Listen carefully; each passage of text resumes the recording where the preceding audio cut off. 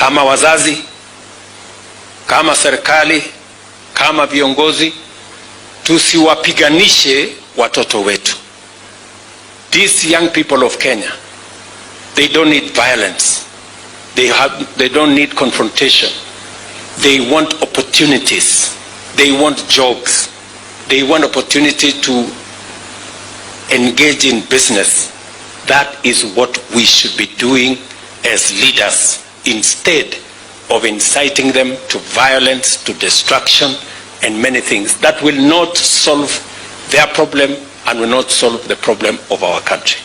Kwa hivyo mimi nawauliza vijana wa Mount Elgon, kuna nafasi pale kwa ICT hub, kuna nafasi pale kwa soko, kuna nafasi katika mpango yetu ya housing, kuna nafasi katika county aggregation and industrial park, kuna nafasi ya labor migration.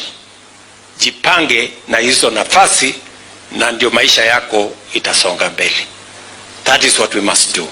Tunaelewana jameni? Hiyo ndio mpango yetu, na mimi nataka niwahakikishie hiyo mpango kwa mapenzi ya Mungu itafaulu. Musikuwe na wasiwasi na wale ambao wanaongea mambo mengi.